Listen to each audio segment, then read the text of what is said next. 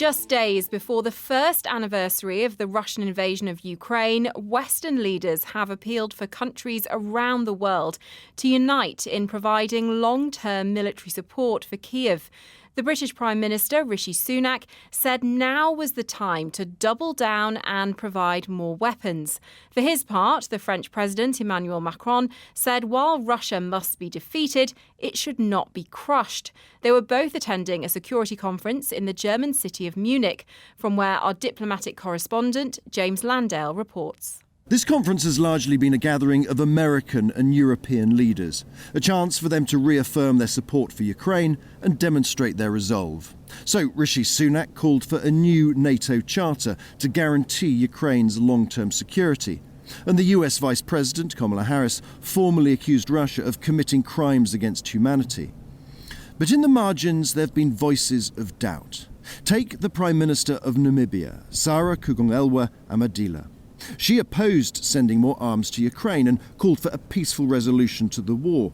Her country, she said, had suffered recession, rising prices and disrupted supply chains. This money by Russia in the West that is used to buy weapons to enable Russia and Ukraine to kill one another could be better utilized to promote development. It's opinions like that, widely held across Africa, Asia and South America, that are concentrating transatlantic minds. A realization among Western policymakers that almost 1 year after Russia's invasion, they need to remake the case for defending Ukraine. Thus, Mr. Sunak. What's at stake in this war is even greater than the security and sovereignty of one nation. It's about the security and sovereignty of every nation. Because Russia's invasion, its abhorrent war crimes and irresponsible nuclear rhetoric are symptomatic of a broader threat to everything we believe in. The Prime Minister later met Vice President Harris and they agreed a joint statement condemning what they chose to call a global war. She said there were moral and strategic reasons for all countries to defend Ukraine against what she called Russia's imperialist ambitions, to protect international rules that had ensured security and prosperity, not just for Americans, but for all the peoples of the world. The fight in Ukraine has far-reaching global ramifications. No nation is safe in a world where one country can violate the sovereignty and territorial integrity of another. So this war is being fought mainly on the muddy plains of eastern and southern Ukraine. But there is a global diplomatic battle too, and the West has a job on its hands to convince others of the rightness of its cause. James Landale in Munich. The UN Secretary-General has announced the largest ever allocation from the UN's Central Emergency Fund to tackle what he described as the world's forgotten crises.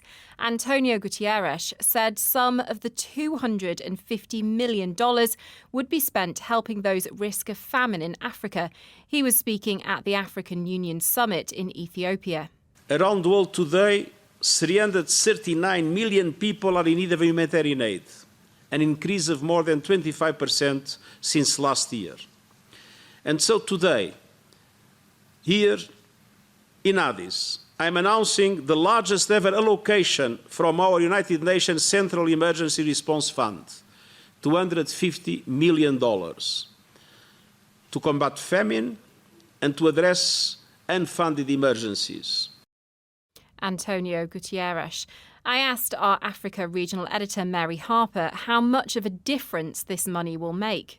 It's important to put this into perspective. As you say, it sounds like an awful lot of money, but just about a week ago, humanitarian agencies launched a funding appeal just for Somalia, and they said they needed almost 10 times that just for the population of Somalia. And as the UN Secretary-General said, this is for the world's forgotten crises, some of which are in Africa, some of which are in other parts of the world. So even though it is the biggest ever allocation from this Central Emergency Fund, in terms of what it will actually do on the ground, it really will be doing little more than scratching the surface. And what are the other issues being discussed at this summit?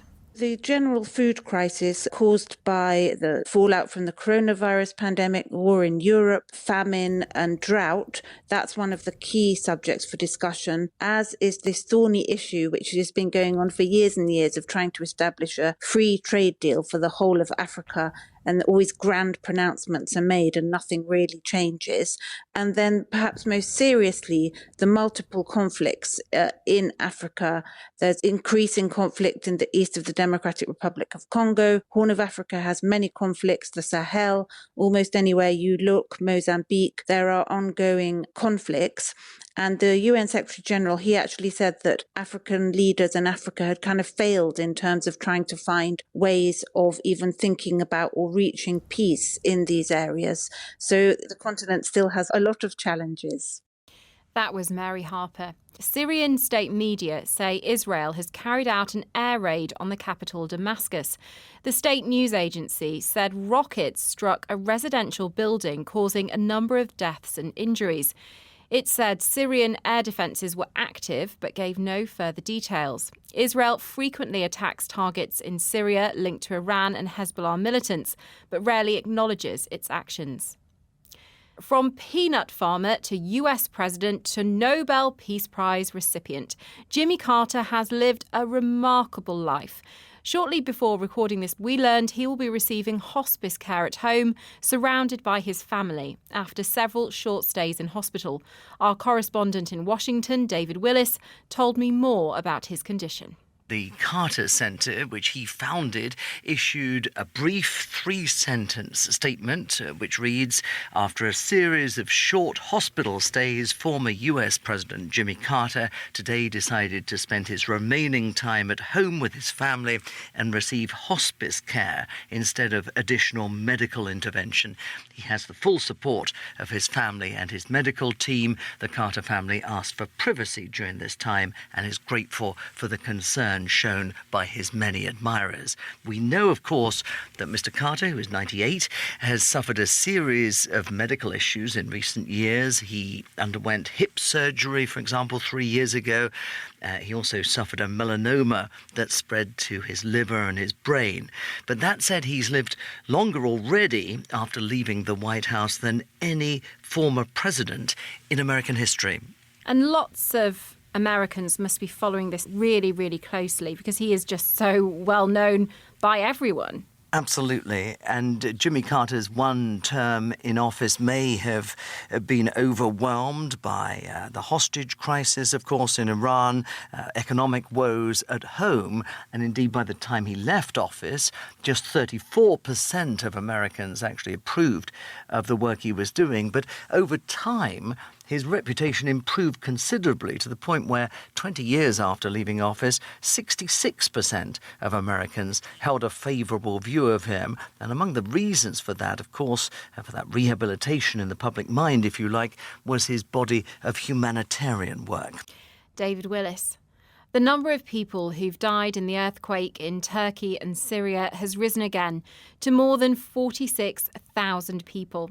The ancient Turkish city of Antakya has been one of the most severely hit. Many of its residential tower blocks have collapsed, while historic religious sites have also been severely damaged.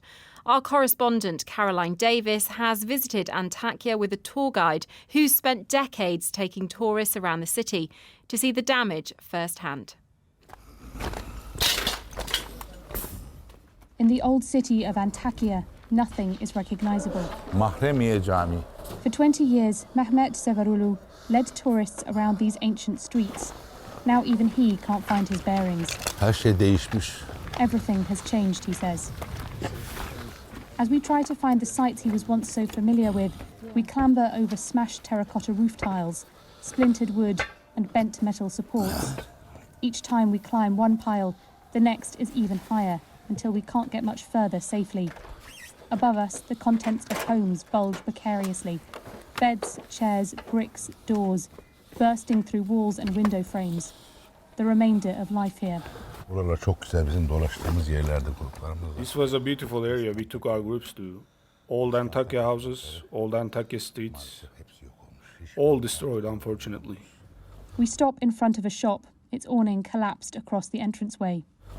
Buradaki dükkanda 150 senedir humus. This store used to serve hummus for 150 years. Best hummus place in Antakya. When we brought our groups to this place, they would welcome us with hot plates. Do you know what happened to the family? I'm not sure. All I know is that 2 are out of the area. I have no idea about the rest. Very sad. Known as Antioch in Roman and medieval times, this city has been significant for Judaism, Islam, and was one of the earliest centres of Christianity. We find the site of an old Orthodox church only by spotting its bell, now lying at the top of a 3-metre-high pile of bricks, its tower now turned to dust. Around the corner, a minaret from Saramiye Mosque lies strewn across the street. This mosque that was built by the Ottomans, right behind it, there was a Catholic church, which is relatively new. He points to a synagogue just up the street. The doors are locked, the holy books taken with the small community who've left for another city. Church, mosque and synagogue, all neighbors, as you can see. They all live together like brothers. Outside a restaurant, Mehmet makes a call to the owner, his friend. I am afraid to call people because I don't know if they are dead or alive. So I am scared. I am relieved to hear your voice. Our loss is great, his friend tells him. His immediate family is okay, but the partner he ran another restaurant with has died. And rescue efforts are winding down in many parts of quake-hit southern Turkey. The focus is really shifting to relief efforts and helping the millions of people who are now homeless and in need of humanitarian aid. The United Nations says that 143 aid trucks have arrived in rebel-held northwest Syria after the reopening of a border crossing there. Activists and emergency teams have criticised the slow response to last week's earthquake. More than 45,500 people are confirmed to have died, more than 39,000 of them in Turkey, more than 5,800 in Syria, but those numbers are expected to rise. And in both countries, there are many thousands of people still missing. All this as aftershocks continue to rattle the region, with the Turkish Disaster Agency saying there is 1 every 4 minutes. That's 4,700 tremors overall since the quakes first struck. Bernard Smith brings us more now from a temporary relief centre in Adana. Well, the government says there are 74,000 buildings that are still standing but must be demolished as soon as possible. And when you talk about that, we're talking about, again, homes, people's homes, not the ones that have already collapsed into the ground. 374,000 people have been evacuated. Many of them were living in these tents. The government's intention is for these to be very temporary. This place, for example, behind me, should be shut by Monday. People are being moved from the tents into university accommodation. Now, in other headlines, the Pakistani Taliban are claiming to have carried out an attack on a police headquarters in Karachi, killing at least 3 police officers and 1 civilian. 11 others were injured in what local media are reporting to be a heavy exchange of gunfire between police and the attackers who stormed the compound. 3 of the attackers also died following a series of loud explosions. In Germany, world leaders are gathering there to discuss the state of global security. The main focus at the Munich Security Conference, Russia's invasion of Ukraine, which has transformed the security landscape in the region. For the first time, Russia and Iran were not invited to the summit. Ukrainian President Volodymyr Zelensky is urging his allies to step up weapons deliveries, and he also said that any delay threatens their own safety. More than 45,000 people are confirmed dead after last week's earthquakes in Turkey and Syria. The focus is shifting from rescue to relief efforts and helping the millions of people who are homeless and in need of humanitarian assistance. Bernard Smith has more from a temporary relief centre in Adana in Turkey. Well, the government says there are 74,000 buildings that are still standing but must be demolished as soon as possible. And when you talk about that, we're talking about, again, homes, people's homes, not the ones that have already collapsed into the ground. 374,000 people have been evacuated. Many of them were living in these tents. The government's intention is for these to be very temporary. This place, for example, behind me, should be shut by Monday. People are being moved from the tents into university accommodation. Rescue operations are winding down in Turkey, but they haven't ended. A 45-year-old man was pulled from the rubble in the southern province of Hatay 11 days after the first earthquake. He'd been trapped in a collapsed building for 278 hours. Another man who was rescued on Friday has now met his newborn daughter for the first time. Amile was born on the day of the earthquake. She met her father, Mustafa, at a hospital in the Turkish city of Mersin. United Nations says 143 aid trucks have now arrived at the rebel-held northwest of Syria after the reopening of a border crossing. Activists and emergency teams have criticised the slow international response in Syria. Also in Syria, at least 53 people have been killed in an ambush in a town east of Homs. State media blaming ISIL and say it was the deadliest attack by the group in the country in more than a year. Reports say gunmen on motorbikes opened fire on people gathering fruit. The Tehrik-e-Taliban Pakistan have taken responsibility for an attack on police headquarters in Karachi, killing at least 2 police officers and 1 civilian. Local media report there was a heavy exchange of gunfire between police and the attackers who stormed the compound.